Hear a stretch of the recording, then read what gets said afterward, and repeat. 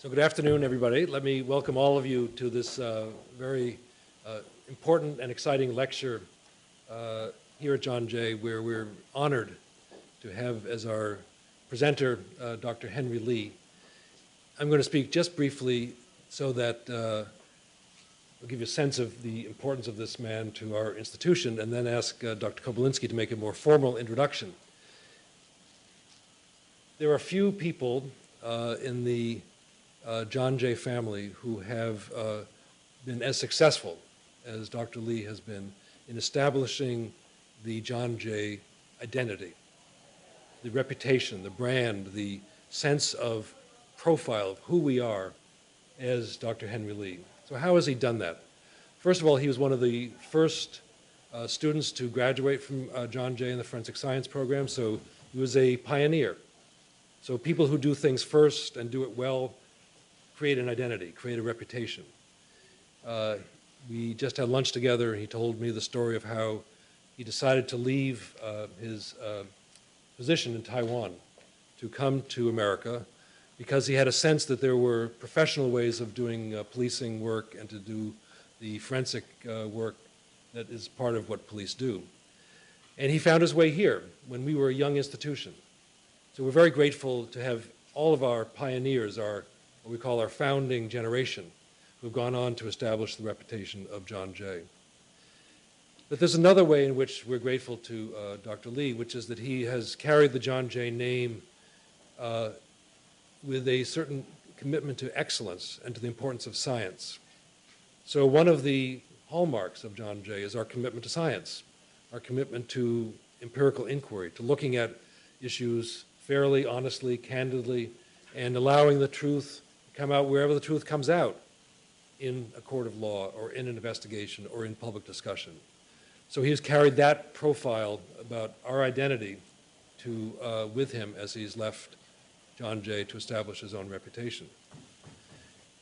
There's a third way in which Dr. Lee has been an important part of the John Jay story, and this actually was the topic of our luncheon discussion, which is that everywhere he goes, he carries the name John Jay, and the places he's gone are virtually every country in the world. So there's nobody in the world who has carried the John Jay banner and planted it in as many places around the world as Dr. Henry Lee. We were just talking about the work that he's been doing recently in Africa, work he's done in China, work he's done in the Middle East. And each of these places, when he's introduced, and when he talks about his life story, he mentions John Jay. So as we're thinking about the international John Jay, which is our next frontier, really the person who's been the pioneer there has been Dr. Henry Lee. So in a moment, Larry Kobylinski will do a formal introduction, but I wanted to take this opportunity to welcome him back to his alma mater. We just took a tour through the first building. He walked out into the jaywalk and said, "Oh my goodness." So it's changed a little bit since he was here. And to thank him for his paving the way in so many ways. When I was in Taiwan giving a lecture at the Central Police University, I was able to speak to that university and its faculty and its students, the way I'm talking to you, and to say that we share something. Both of us claim Henry Lee as one of our alumni, Central Police University in Taipei and John Jay College in New York City. So he is really a man of great international stature who has been an important part of our story. So we're really fortunate and honored that in his very, very busy schedule, he's come back today to talk to us. So in that spirit, I want to give him a token of our appreciation. If you'd come up here, Henry, for a moment. Sure. This is what we call the John Jay Cube, which has the logo on it and and it sits very nice. I'll show you how it sits. I'm not going to drop it, but it sits like this. Wow. Very distinctive. Yeah. And I expect next time I come to see you in New Haven, it'll be on your desk. Definitely. And or you'll carry it with you all around the world, one way or the other. So congratulations, Henry. Thank you.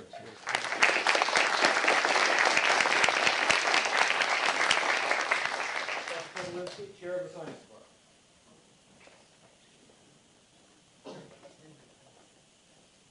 Department.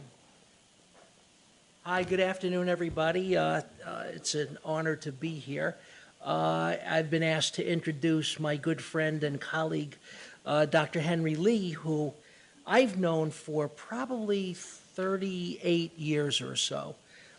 We get together at meetings and we see each other, and it's really been a wonderful experience for me, knowing that Henry started out here even before I got here. And so Henry is in a special place for me personally. A lot of students want to get involved in forensic science, and they don't recognize just how difficult it is. And I usually explain to them, there's a high attrition rate. This is not a party school. You've got to come, you've got to work hard. But if you work real hard and if you do everything your instructors tell you to do, you can be a success. And my example of a success is Henry Lee. Henry Lee. So I'm going to tell you a couple of words about Henry, some of the things that he's done.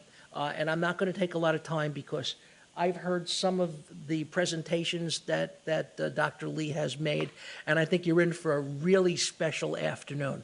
So let me just tell you that he is now Chief Emeritus for Scientific Services for the state of Connecticut. And he occasionally lectures at the University of New Haven at a college named after Dr. Henry Lee. He previously served as Connecticut's Commissioner of Public Safety. That's really unusual for a forensic scientist to hold a position like that, but he certainly earned it. He was also director of the Connecticut State Police Forensic Science Laboratory and was the state's chief criminalist from 1979 to 2000. And believe it or not, if you like watching CSI and stuff like that, Henry had his own TV show on True TV. True TV used to be Court TV, and Court TV no longer exists. Talk about branding. Branding was worth billions of dollars, and the Turner Network changed the name. True TV. Henry's show was titled Trace Evidence, The Case Files of Dr. Henry Lee, which highlighted his work on so many of the cases that he's worked on. And he's worked on some pretty famous cases. Some are in the news right now. For example, the JonBenet Ramsey case. They just revealed that there was an indictment in 1999 indicting both Patsy and James Ramsey, the parents. Of course, they didn't have enough evidence, so the district attorney, Alexander Hunter, decided not to press charges. And they were exonerated later on. But that case is very interesting because DNA was what came and exonerated the parents. And you remember John Mark Carr, the guy they picked up in Thailand. He was exonerated also based on his profile did match the blood-stained DNA pattern found in her underwear and the long johns that she was wearing. Anyway, he also worked on a very famous case. Probably you don't remember this, but it was called the wood chipper case. The Hella-Crafts wood chipper murder. I don't know if you're going to talk about that, but it was a fascinating case because That'd you will. take 2 weeks to cover the whole thing. Well, you're looking at little teeny tiny pieces. This body was sent through a wood chipper, and that will really do a lot of damage. Of course, the O.J. Simpson case. I mean, I don't have to tell you. I think everybody here knows about O.J. Laci Peterson. That was the woman who was pregnant, and the husband dropped them in the water, and the bodies came up separately, and he's now on death row, the husband, who was actually seeing somebody else while this was going on. It's a very interesting case. And of course, he was also involved in the Washington, D.C. sniper shootings. I think you remember that. That wreaked havoc and fear throughout the whole Northeast. And then, of course, he was involved in reinvestigating the assassination of John F. Kennedy, which still is a matter of discussion at all the American Academy meetings. Following the O.J. Simpson case, the independent counsel Ken Starr retained Dr. Lee to join the investigation of the death of Deputy White House counsel Vincent Foster. And he killed himself in Fort Marcy Park, and I remember very well Henry describing the evidence in that case. And of course, in about 2008, Henry also worked on the case of Kaylee Anthony. Actually, Casey Anthony. Kaylee was the child, about 3 years old. Her skeletal remains were found. And of course, Henry worked on the defense, as I did. And of course, Casey was found not guilty. So with that, I'm going to introduce my friend and colleague, Dr. Henry Lee.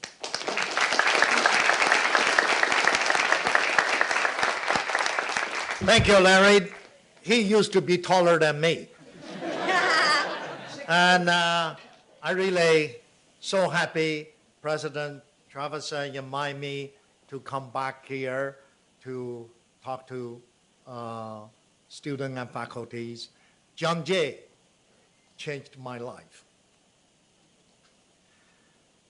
When I often think about John Jay, he gave me a chance to start, to learn, to grow. It's something I will remember all my life. So today, I'm going to spend how long you want me to talk? An hour? 2 hours, 3 hours. I become a famous motor mouse. And I tell you a little story. You know, the assistant professor can be 5 minutes late. Associate professor can be 10 minutes. A professor, you know, can be 20 minutes late, right? So anyway, I was teaching at University in New Haven. I have a graduate class just evening, 7 to 10. However, I was in Boston, Police Chief Association gave a keynote speech. By the time I tried to get back, the traffic is hopeless. Of course, in Northeast, I'm a famous black tornado. The trooper haven't got the radar set up, already gone. Every time they see that, that must be Dr. Lee. However, the traffic's so back up, you can't even speak. Impossible to go through. So I called my teaching assistant. I said, cancel the class. Tell them next Saturday and make up. So I got back to Connecticut about 11:30. Usually I like to check the laboratory, make sure everything turned off, what sort of thing. I'm back to school. Guess what? The whole class sitting there waiting. I said, when a professor tells you to go home, means go home. I'm going to punish you guys. That night, I lecture continued to next morning, 4 o'clock. And they enjoy every moment. They said, wow, this is a really good lecture, really enjoyed it. And so 1 hour, I don't think I can even warm up yet, all right? So I'm going to try to allocate some time to talk about my life and how John Jay changed my life, how I got here. Then we're going to spend a couple of minutes talk about new development in criminal investigation. If we still have time, we talk about a couple of famous cases. And every of those cases, Professor Berlinski's talk about it, and takes almost a day, 2 days, sometimes weeks to cover. So it's impossible to cover everything. So if the president invite me back again, give me another lunch, I will talk, okay? And so I get a lot of work. Almost every week I get some kind of work. And this is called Alice Allen Award. It's a award given to it's a citizen, U.S. citizen wasn't born in the United States. All right? I made some contribution to the country, to the world. So I initially thought going to be another Mickey Mouse Award, right? Turn out, am I wrong? Have a Navy, color guard, Marine, flag guard, and Air Force, whatever band, and the president flew in with helicopter, make a big, really big thing. They give me a medal so heavy, the whole night, I cannot lift my head. And they say a lot of nice things about me, touch the life all, from the poor to the president of the nations. Of course, I have to say something back. That's what I say. So anybody can read that? Come on. All right. What's your name? Okay. What you say? In English? In English, of course. We're in the United States. You want me to translate that? All right, just read the Chinese. Okay, I'll read it in Chinese, so you guys figure out. Okay. Just read Chinese. 人的一生就是一次漫长的划分的过程。我一辈子实际上只做了一件事，那就是使不可能变成可能。Okay, very good. Give them a hand.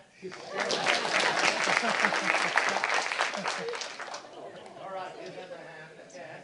This, my badge with my name on it. On eBay is $49.99 now. Someday when I passed away, going to be skyrocketing, and especially you go to China or Taiwan, Asia, everybody try to get the little badge. They think that's a protector, prevent an evil spirit. And because I handle a lot of cases, a lot of body, I never had a night, bad dream, and I always lie on about 2 seconds. I start snoring. My wife said, "Can you just wait a couple of minutes?" And when you work so hard, so long, you don't have problem to fall into sleep. Anyway, that's what I say. I say in my life, I only did one thing, is to make impossible possible. You always hear people, you want to do something, people say, that's impossible. Oh, that's no way. But determination, passion, drive will change things. When I first come to this country, I don't even speak English. Me and my wife together, we have $50 in our pocket. Now, 40 years later, I still don't speak English, but I sure have a lot of money, all hundreds. This is a beautiful country. You don't have to speak English. As long as you work hard, you want to prove yourself.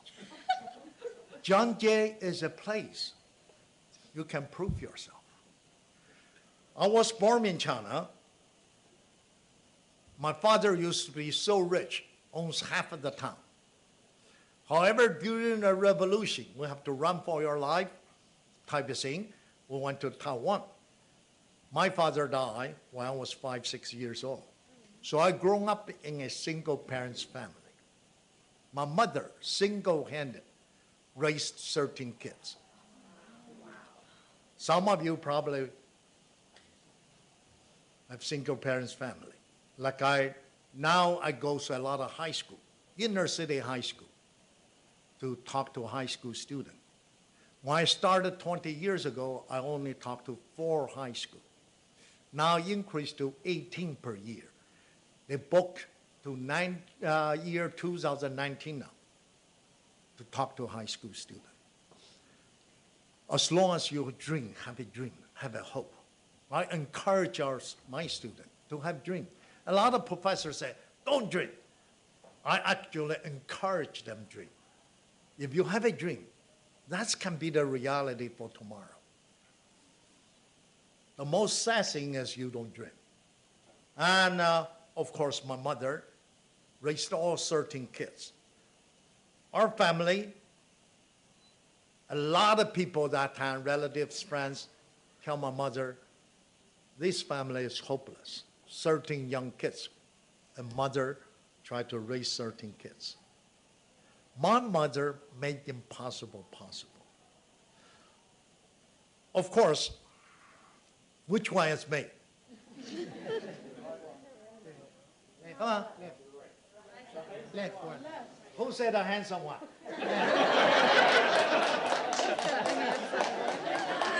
If you're a girl, I kiss you. Not all the Chinese look alike. I've become the youngest police captain in Taiwan. Not a lot of mystery writer or people writing books and television my producer think, they always say, when I was young, I want to become one of the world's most famous detectives. That's why I became a police officer. I have a confession to make.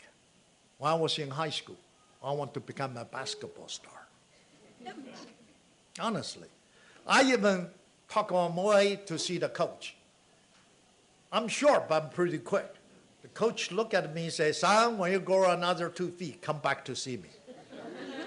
I took literally. Every night I got home, I tried to do exercise, hopefully squeeze a couple more inches out of me. Then one night, I realized that's an impossible dream. Each of us have a physical limit. I don't have Yao Ming's DNA. I don't have Larry Bird's and chromosome. Impossible for me to become 7 feet. So you have to look at yourself physically, intellectually. What's your limitation? Then find your limit. Strive for no limit. And all your life, you're going to feel success, feel happy. If you want to do something beyond your capability, you're going to feel you're a loser, you're a failure.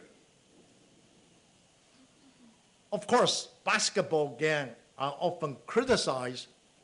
NBA, that's the most unfair sport. They should have 2 tiers, 6 feet above, 6 feet under, right? So we have a chance. 5'8", I can still play with 6 feet under. So anyway, solve a lot of cases. That's my first award, solving a major case. Which one is me? The captain. Huh? The captain. Ah, the most handsome one. Okay, you learn. You learn quick. Catch that. Oh, you should catch. I'm only 4'10". I couldn't reach. I'm a good catcher. I want it. Oh, you? All right, I'll give you another one. Okay. Now this time, you should diving. That's how Yankee lost. They just stand there, don't try to catch the ball, right? Anyway, we solved a major case. The director general that time gave me a piece of paper. My boss only signed his name on my report. He got a bigger award. And the colonel barely knows me. He got bigger award. The chief don't even know me. He got the biggest award. So things did not change. Law enforcement changed a lot, but this recognition system still the same thing. That's why when I become a commissioner, I want to reward the road troopers, the detectives, and Captain Major, forget it. And we have to really recognize people. I come to United States, that's the all laboratory, Ochoa's all laboratory. And as you can see, the lab is all changed now. Middle of the night, I'm still doing experiment because science is something, no shortcut. You have to learn the skill. Professor Ruffner can tell you, if you want to learn McCarthy, you better know them. Spend hours, and try to recognize all the pollen particles. And so anyway, today, of course, you have better laboratory now, and but you still better equipment, but you cannot replace a person. You can have the best building, best instrumentation. A lot of laboratory in the country got in trouble. Their facility is beautiful.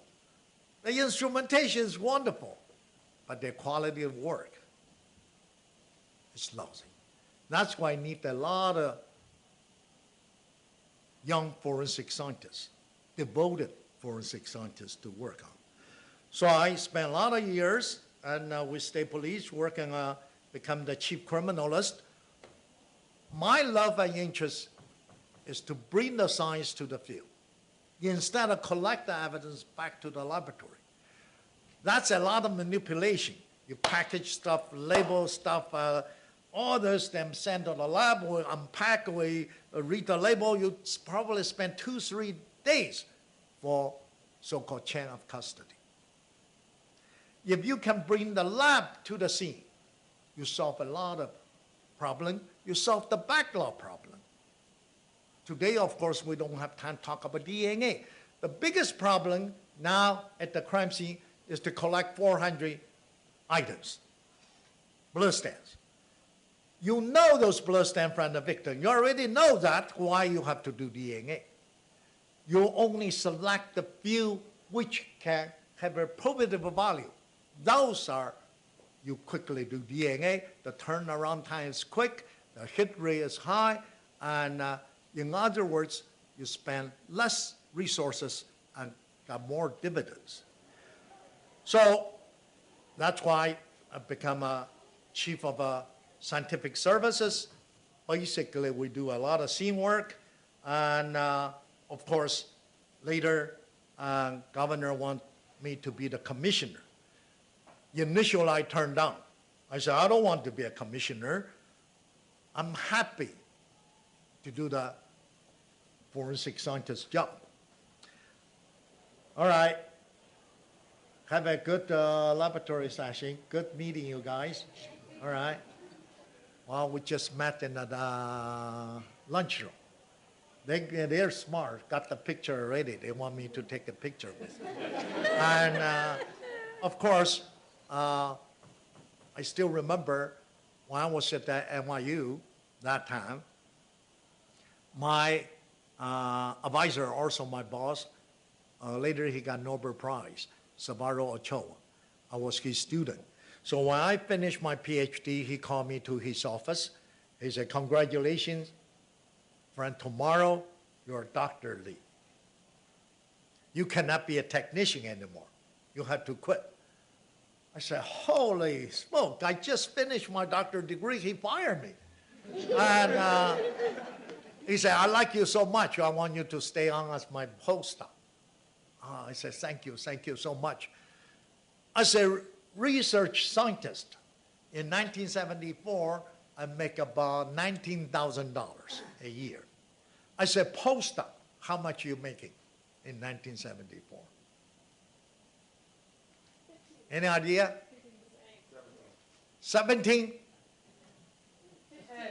Much lower. No, not zero. Postdoc also have to make a living too. Huh? 1,003. Who say 6? All right. $6,000. So I got home, tell my wife, Margaret, good news. She said, what? I said, start tomorrow, you call me Dr. Lee. I said, the bad news, we have to live on 6,000 instead of 19,000. Big drop. Then I went to University of New Haven. In 3 years, I became a tenure full professor chairman. I make $35,000 that time. When governor wanted me to join state service as the first chief criminalist, I went to see governor. He invited me for lunch. And so I tell my wife, press my suit. She said, you only have one. I said, press harder. Early days, you know, I just only will have one suit. Now I have 100 suits. Still, I would like to wear whatever I like to wear, right? So anyway, governor talked me into joining state service, become the first chief. Guess how much as chief criminalist for state Connecticut? Huh?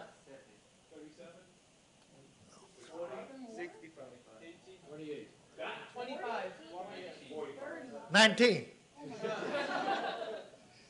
Back to 19. 19, back to 19,000. I got back, tell my wife, Margaret, good news. She said, what? Now I'm going back to what I really like, forensic work. You can call me chief now. She said, how much you make? So when governor, that time the chief criminalist, also the lab director, that's so many years later, 1998, I make $150,000 as the lab director. Not bad, right?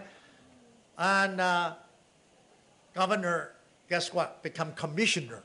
How much you make?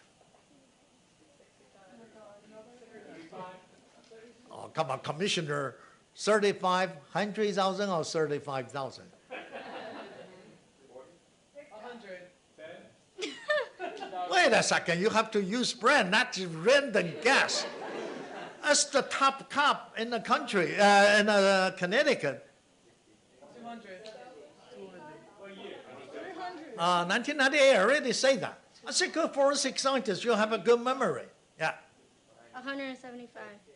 200. All right, who say 70 something, right? 75. Okay, catch. 75,000. I got home, tell my wife, Margaret, good news. She said, what? I'm the top cop now. Number one, number uno. How much you make? 75,000.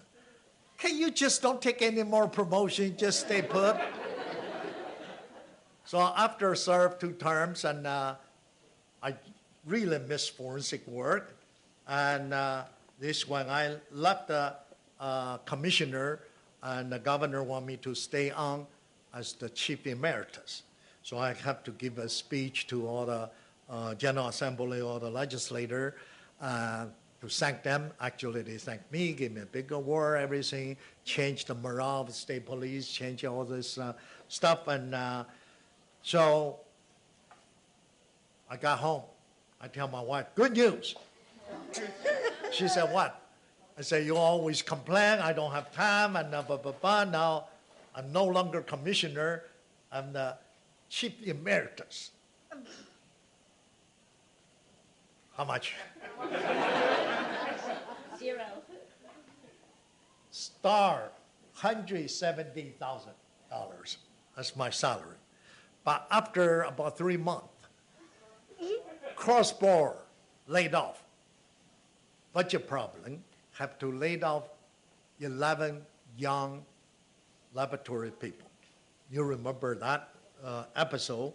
11 people, young people, just graduate, first job. Some just got married. So I went to the General Assembly and talked to governor. I said, I don't need money. Those young people really need money. Keep their job. I don't need anything. Governor say, we have to pay you. So pay me $1. So I become the most valuable $1 man. And so I got home, tell my wife, good news. So anyway, Larry talked about, I have my own television show. That time, this become the most popular show, Trace Evidence. The producer now, every time he sees me, he kick himself.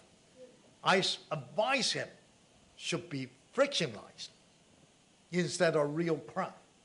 Real crime is really difficult. You have to find original house. If the house already sold, you have to temporarily rent and repaint and become original crime scene, original detective judges. Costs a lot of money to do that. At the end of 3 seasons, you know, my lawyer said that's a good contract, 50-50. Guess what? At the end of the season, we don't have any profit. You have to pay lightman, soundman, cameraman, everything unionized. They have to have at least 1 hot meal per day in a decent restaurant, stay in minimum 3-star hotel. Once in a while should be 4-star hotel. Luckily, they did not tell me 5-star hotel. And if we frictionalize, there's no CSI going to be trace evidence. But I learned so much about friction versus real life. Of course, now when I go to China, they think I'm a rock star. And every time I give a talk and thousands of people attend. Of course, in U.S., everybody line up. One night, I have to sign 900 books. By end of the midnight, I completely forgot what my own name. Of course, now we have an institute of Henry Lee Institute named after me, and I make an offer any John Jay student, we give you 50% scholarship, okay? We have a lot of special course. It's not academic courses. It's real, let's say we just run a shooting reconstruction. You basically learn how to do shooting reconstruction. And basically, a lot of detectives and forensic scientists come from all over the world. So you have chance to meet other forensic scientists and detectives. Of course, talk a lot, now travel around the world and give lectures and meet different people and different country. And not too long ago, the named top 10 most famous forensic scientists from 18th century to 2010. When they first notified me, I was so happy. Then I look at 5 out of 10 already passed away. I said, holy smokes, that must be a message. I'm number 6.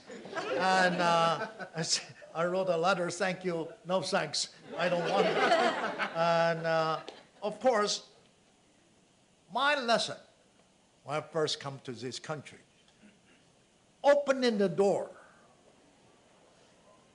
there are 2 ways. One, born in a rich, famous family, your last name is Kennedy or Rockefeller or Gates, the door will open for you. Or work hard, study, get the degree. And John Jay College provide criminal justice, provide a lot of leaders. I'm just one small one. But a lot of chiefs, a lot of judges, all graduate from this university. I started, just now, we had lunch, we talked about, I started in the 23rd Street, all academy. The whole science department, just one lab. You're basically fighting for a little lab bench. I was able to talk to the professor. I said, can I do the lab in my spare time instead of fighting with others? And the professor, of course, very happy that I can take 2 courses simultaneously. I still remember one semester I take 26 credit hours. The registrar said, no way you can do that. I said, well, if you don't let me try, how do you know no way? You have to find a way, friend, no way. I say, if I flunk, that's my own problem. So he probably got sick of my Chinese accent. That's very few Chinese student, so he let me take fine. If you're looking for trouble, go ahead. So how can I take 26 credit a semester? So I talked to Kesling, talked to Chuck Kingston, talked to DeForest. They run courses Monday, Wednesday, Tuesday, Thursday. I said, I take the lecture. The lab section, I do on my own time. So the lab section, I can take another person's lecture. You see, that's how I achieve. Of course, and they often blame me, a lot of classmates. I blew the curve. I'm the top 8, average about 80, 90. The next one is 70. The class average about 56. And, but a lot of professors I met become friends.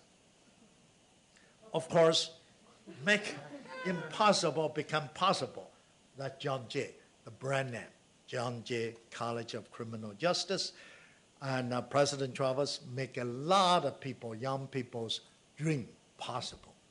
I want to thank you again for doing that. As a matter of fact, I met him a long time ago. And that time we were all both young. He was in charge of NIJ. I tried to get some grants from NIJ. I have to really nice to him. And anytime he run a conference, can you give a talk? And I said, of course. I dropped everything. That's why you did it? Yeah, that's why I did it. Now you know why. And of course, you recognize that guy? No? Nobody recognize him anymore? Peter DeForest, he's still teaching or no? No. And that's how we met, okay? And look at how handsome I am that time, right? And we become good friends. Of course, later we present a lot of paper together. This is a one case, Scotland Yard, Emeritus, and actually, I do most of the work. And just like any professor, now my student do most of the work. Max does all the work. I just enjoy the name, right?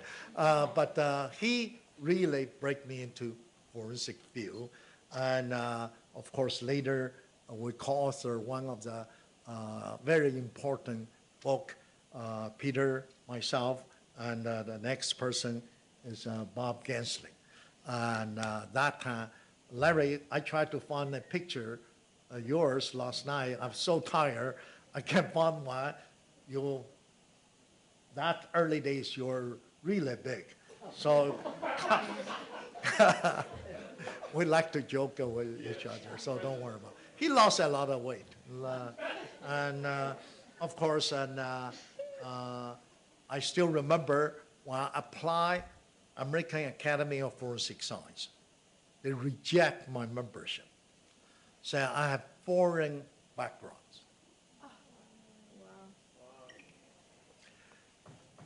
After I appeal, they accept me as a provisional member. 3 years later, they give me the highest recognition, Distinguished Criminalist Award. Initially, I wasn't even planned to accept that, but I did. That year I went there. I want Bob Kesling to be with me. And when I accept that award, I say, if we think we're international, you should open your mind, your heart to accept females. Early days, all men, very few females, and minority. Of course, now Academy have a lot of female and minority. Recently, I just made a donation to have the foreign background forensic scientist doesn't have money to travel to the meeting, and they can apply another Henry Lee, whatever travel grants. And so that's my two kids. And I graduated in my living room. I did not attend the commencement because the commencement have to pay. I don't have money. And that's how I graduated. Of course, that's the youngest and cheapest assistant in my laboratory. That's my daughter. And so we literally, my son, my daughter, grow up together. I was hoping one of them become a forensic scientist, but both talked to me, said, Daddy, there are easier way to make a living. Sherry now become a vice president for, a while become vice president for Citibank. John, you know, you met Sherry and many times. Stanley become a dentist. And so that's Ochoa. That's the other professor make a difference in my life. He got Nobel Prize. And early days, the molecular biology book, biochemistry, have almost half. It's about protein biosynthesis. That's how he got the Nobel Prize. But now just one paragraph, right? His name only mentioned once before. And so I got my doctorate degree. I also graduate at the home, my home. I don't have money to go to graduation. Later, NYU have a special ceremony and just to give me the degree again. And so making possible possible. Why? I was a police officer. Police officer, detective, we think differently. We use different logic than a scientist. As a detective, we use instinct. I can walk on the street, look at I can see who is a bad guy, who is a good guy. A semester start, I just look at all the students, I know who's A, B, C student now. And you basically, I look at the room, I know what you guys thinking. That's a good detective. But as a scientist, we have to put this subjective away and be totally objective. Use deductive logic, inductive logic, try to figure it out. Try to use scientific knowledge to piece it together. So that's the most difficult thing for me to switch. And of course, now so easy. I just give a 30-minute commencement speech. They give me another degree. Recently, I said there are 3 types of people in the world. Some people make things happen. Some watch things happen where others wonder what has happened. Is that true? Yes. You guys are the first group of people. You can go line up for pizza, but you choose come here to listen to my lecture because you want my life to change your life. So many years ago, I just like you, sitting there wonder what I'm going to do with my life. You have to take an initiative. You can't just stand there watching. The world changed now. You have to sit in the driver's seat. Your future is up in your hand. College degree cannot guarantee you a job. They'll only give you a ticket to enter the train station. Which train you want to get on, what direction, up to you. Which stop you want to get off, still up to you. Of course, if you have good relationship with professors and your alumni, okay, people graduate before, can give you some advice. Those advice, just based on our own experience, to share with you. You still have to make decision. So after I finish, I get more degree, and more degree, and recently I give a talk. They want me to talk about time management. The most valuable commodity in our life, it's the money, not the house, not the car, it's your time. Time is the only thing you cannot deposit, you cannot borrow somebody's time. If you don't use it today, tomorrow it's gone. Average American will only work 1,600 hours a year. That's a good employee. They have to take 2 coffee breaks. They have to take a lunch break. Then some, of course, get there, pretend have to go to a restaurant, reading the papers, try to call the stockbroker, and afternoon, 4 o'clock, go home, 3:30, already clean it up, ready to go. Boom, 3:50, already out of the building. You are cheating yourself, not others. I'm usually the first one in the lab, the last to go home. Now, after I retired 4 times, I'm still working 16 hours a day, 7 days a week, because work is fun. Like people asking me why my wife and our marriage so well, 50 years now. I never argue. I say, wow, of course we have disagreement, argue. Every time the argument starts, I say, honey, I have to go to work. So you just go to work. And one person gone, the other person doesn't really can argue anymore. After a couple hours, she missed me, called me. Well, I cooked the most, your favorite food when you're going to come home for dinner. So no argument anymore. Average people sleep 3,200 hours, eat and drink 1,000 hours, meaningful chore, 700 hours, wasted time, 2,000 hours. Lie on the beach. I'm nothing against lying on the beach, but you're going to get skin cancer, by the way. And of course, I don't like to waste time. I eat them pretty fast. My wife say I'm a vacuum cleaner. She haven't finished cooking. I already finished eating. I got went to go to my study to continue work. That's why I sleep less. I usually sleep 4 hours a day. And so think about, in a year, you can accomplish much more. That many hours you save, doesn't matter what you do. If you're interested in art, if you devote that many hours in art, you're going to be a top artist.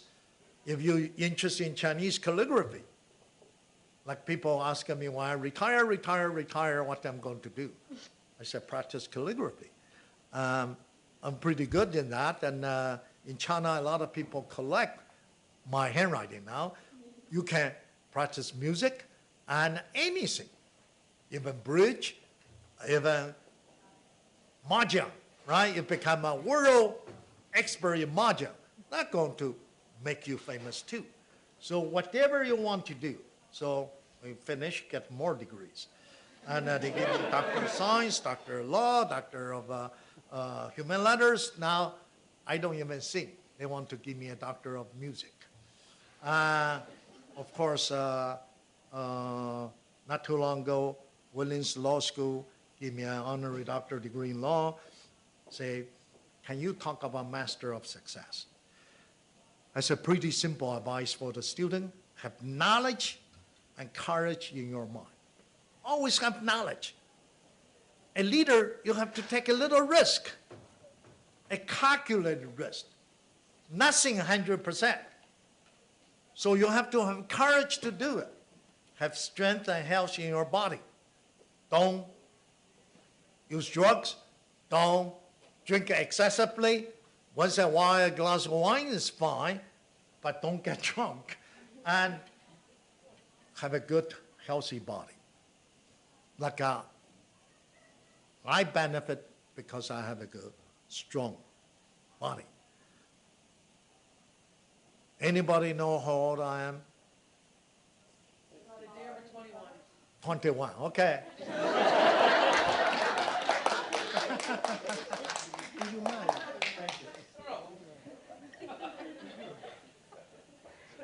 Actually, last week I had a little traffic accident, and a lot of people think I'm going to in the hospital at least a month or month and a half. Less than a half day, I'm out of the hospital. The attending physician say, Dr. Lee, you're a miracle. What your body is so healthy. I'm 76. I don't even have cataract. Wow. All right, who want one? Who really need one? Everybody need one. Okay. You are next, okay? Oh, okay, so don't give me this sad face. All right. Have honesty and passion in your heart. That's very important. After that, get more doctorate degree. And of course, I joined University in New Haven, and that time people tell me, impossible. The laboratory is so small, and I only have 2 students. No facility. Now, of course, so many years later, everything changed. That too all become excellent forensic scientists, lab director. Later, now they all retire. My students all retire. I'm still working. Now I have 59 countries people come to sort of thing. A lot of people tell me I have a dream. I want to build an institute after I retire from the state. And that needs $17 million. So of course, compared to John Jay, that's nothing. President Travis can raise that money in 10 minutes. And for me, and I have to raise a lot of money to build this. And of course, now it has a lot of 3D, artificial intelligence, and facility. We do a lot of training. We even have an ABIS, and that's the future firearm examination, all 3D now, automated. We do visual reconstruction, and so many things. Now we become a national cold case center. I don't take any hot cases anymore because cold cases, it's time now? No, okay. Don't scare me. I haven't started yet. 1976, governor talked me into join the laboratory, I have a dream to build a first-class forensic lab, 2008. That's what it looks like. John, you know the history, how we build that thing. And we want to build here, and that's a all state police, all boys school, have a all swimming pool, non-functional. So we have to change that to a laboratory. One day,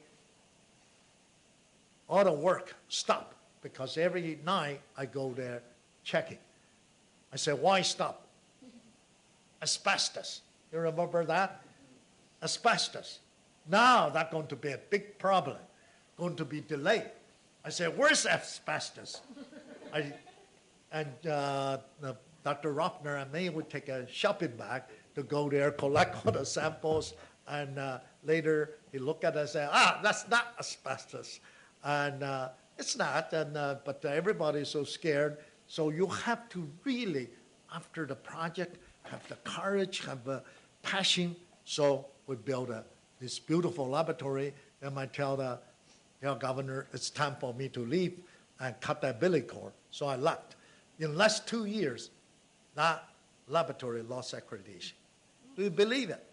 You know, of course, new governor tried to talk me into to join back to state service. I say Chinese have all saying, a good horse never eat the grass backwards, right? And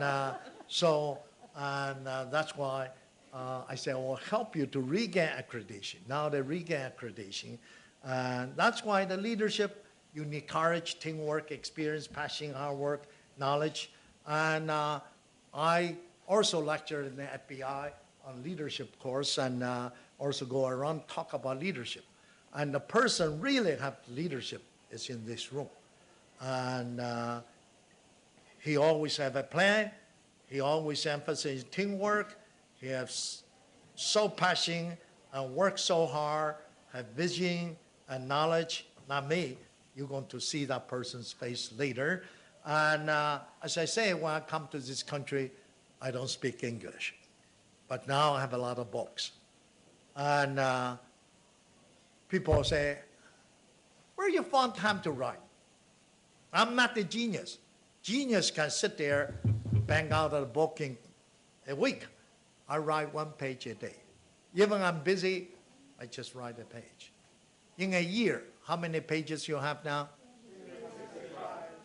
Think about it. You really want the badge, right? Just edit the quarter. Well, I give you a hint. Every 4 years I have a leap year. Extra day. So, yeah, okay. You have to sign, you have to think. And of course, I meet a lot of leaders, a lot of holy men, and rich people, and government leader, and all kind of things. The real leader is this guy. Who is this guy? He goes around, bring JonBenet's brand to all over the world. And recently he visited China, and look at he just sit there, just like you're sitting better than Obama. And I think he should get the lesson from you. And of course, a lot of people say, I make impossible possible. I get a lot of different awards, all kind of award, and more award. And when you're getting an award, pay attention. That's President Croatia to thank me for during wartime we did mass graves. He have a eye nearsight problem. He tried to pin a medal on me with a needle. Keep pushing. I almost say, I don't want this award. Stop pushing. And so you have to learn with a big smile. Say, President, can I pin myself? Oh, no, I have to pin on you. So you put the hand behind it. Try to move along. Don't get the needle. Get to punch too hard. A lot of magazines use me as a cover. A lot of newspaper. A lot of sort of thing. I have my movies. I have appear I usually meet Larry in a television studio and or argue something or agree on something. Thank you again. Many times you agree with me, and of course I always agree with Larry too. And this basically John Jay, you have to support each other, a team. And if we support each other, John Jay going to even more stronger. One night Fox invited me there, and the host is so bad. I said, "You guys move over. Let me take over." And so that night, they got the highest reading. So they said, "How about come back more?" I said, "No. I don't want to be on TV anymore, because from Connecticut to New York, usually it's 3:30, 4 o'clock to send a limo pick me up. 5 in the rush hour, get to the studio. Don't think they buy you a big lunch. They give you a cold sandwich. They never pay you either, by the way. Then got your turn, 5 minutes. Later, they send a limo, go back to Connecticut. Highway construction started. So for 5 minutes, gossip, spent 10 hours. So finally I realized that's a waste of my time. The time is most valuable commodity. I have to use for better thing. I even have some Las Vegas show, and Oh my God. in 1 week, all the ticket gone, and they want us to go back. I said, no, I don't want to go back and waste my time. My wife got so upset. You'll wonder why. So I met a lot of movie stars and a lot of people, a lot of famous person. My show even got 2 Kelly Awards, even have my own DVD. Does that look cool? Right? Yeah. So you can all do that too. Do you see what I mean?